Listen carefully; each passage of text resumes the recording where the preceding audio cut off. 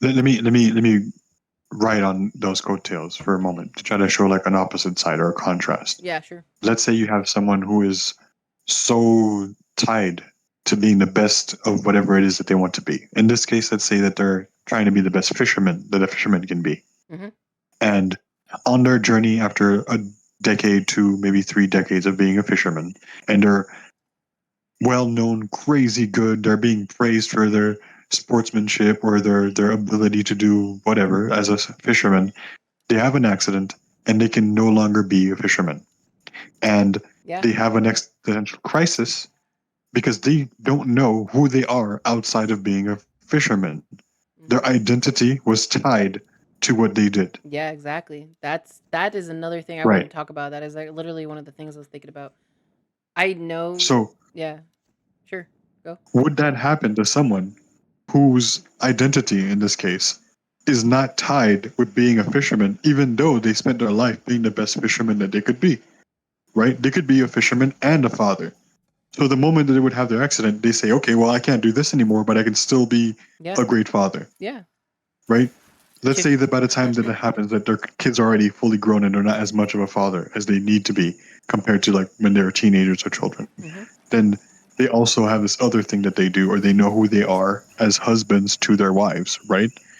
And that is to say that you are never going to be this one thing. And the more that you try to be this one thing and don't have a broad spectrum of actualization of to what your life is, right? You're very much in danger of tying your identity to what it is that you do. Whereas it's almost like to say you don't really have an identity in terms of who you are. Technical difficulties. I know technical difficulties.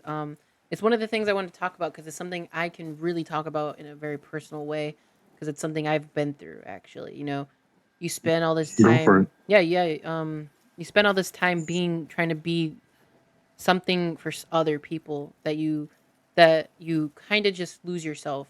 And yeah, that's a lot of my life. Like I've been. Huh? Sorry. I didn't say anything. Oh, I heard something, but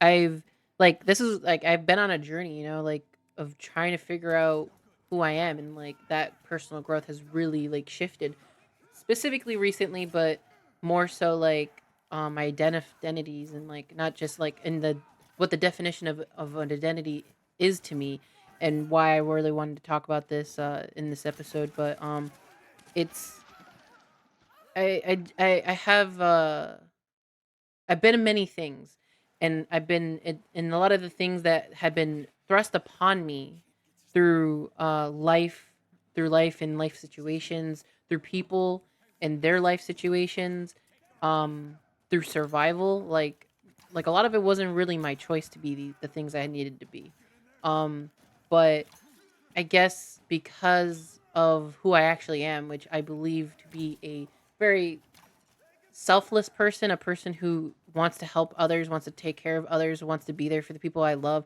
I put on hats for them. And I put on responsibilities and different things for them. And you when you do that, you just lose yourself. You lose yourself in the sauce, man. Like where's my cheddar cheese pizza, man?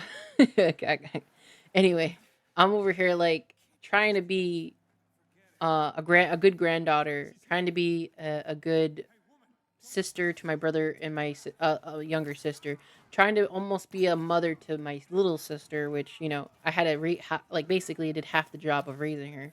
Um, and a lot of other things. It's where it's like when you put yourself so much into these roles and you're trying to do the best you can, you lose yourself in doing those things. So you're like you basically out of survival, you're like or out of like in order for them to get the best that it's like being a parent, you're trying to put all these resources into this person so that they grow up to have a strong identity or to have a strong a stronger trying to do better for them.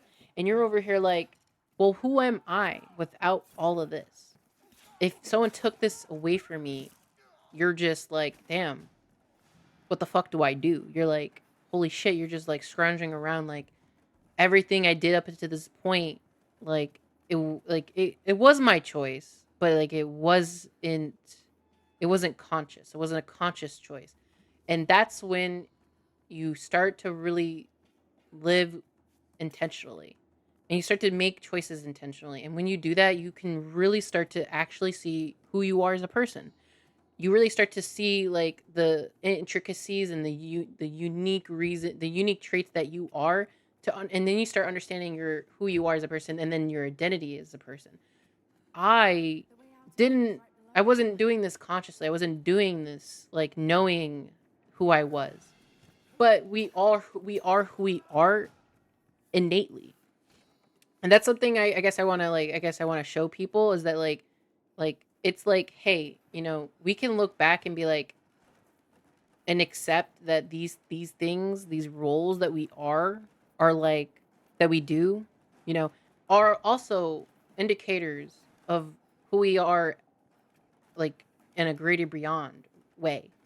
Um I may not have known why I did the things I did in the moments, but as I look in hindsight, it's like, hey, I did this, and I went into these roles maybe out of like certain reasons, but like it's because I am a person who is kind. I am a person who is uh like I like a caring person or nurturing person. I am a person who strives to be do better, to improve. That's why I put on these different hats. And like when you know these things about yourself after instead of doing this unconsciously or subconsciously, you're just like you're like you feel as though you didn't know you did all this not knowing yourself, but in reality actually you were actually being your truest version of yourself. You just didn't know it, you know.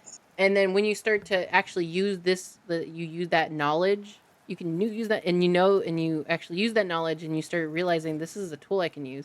You can actually start really like making some good moves, good growth, and be like, I'm gonna do this intentionally now. I'm gonna now that I know I'm using this thing this whole time, I can actually be like, you can pinpoint a map, like who you are, all the clothes you want to wear. You can actually plan your outfits. And it's actually really cool. It's a really empowering thing, an empowering realization. I don't know. I don't know. What do you think about that? I think that's what it is. Yeah, I've really. been through the exact same thing. I think that pretty much everyone at some point in their life is going to have to go through that, lest they become less of a person, for lack of better words, than someone else who has.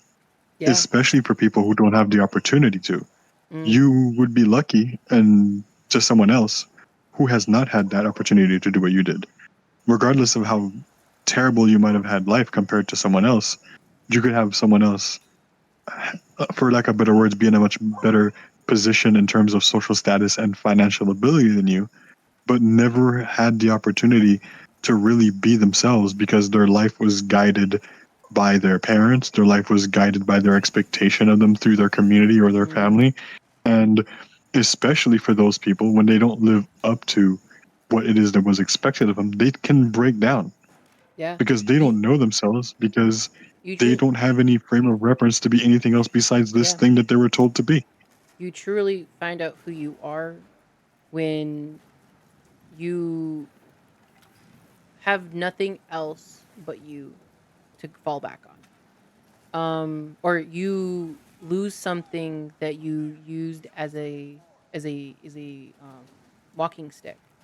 Um, or yeah, like you really like some people, like I said, like for example, like some people who are disabled, right?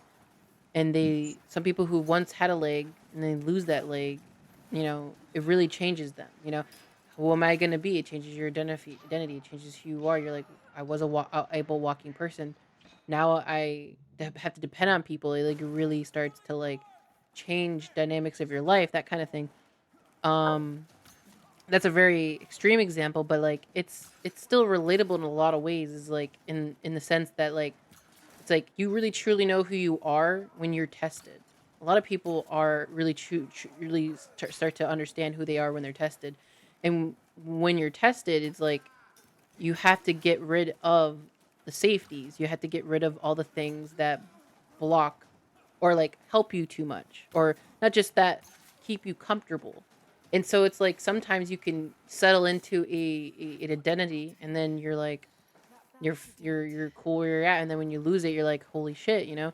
But like I said, it's like, just when you're ever, and if anyone's hearing this and listening to this now, I guess I'm just trying to like let everyone or let other people know that, like, if you ever in this moment of like trying to figure who you are, and you're feeling like that daunting uh that daunting feeling of like, holy shit, you know, I never really thought about all this stuff until now, and now you're like overwhelmed by like trying to be like, oh, what do I do where I am? You have all these questions, like, just look. I think in my advice would be to just look back at all the little hats that you wore and ask yourself, why did you wear them? What were they for? What did you feel when you were wearing them? And what aspects of those things really felt true to you, you know? Um for example, I've worn the hat of writer for the longest. As a young kid, I was praised for my writing skills, the things I wrote. And so a lot of me in my younger years, I really leaned on that identity of being, oh, I'm a writer. I'm a writer. I write. And then I would get hard on myself for like not writing enough, not writing good stuff, or like not feeling passionate about writing, having writer's block, and being like, what am I if I don't write? What am I if I don't write? If I what am I if I can't be a writer, if I can't make money as a career? But then, like, as you get older, you start realizing that these like the what it means to be a writer changes over time. What it means to be whatever the thing you're aspiring to changes over time. Dreams change, aspirations change. Like, you know, your idea for the future changes.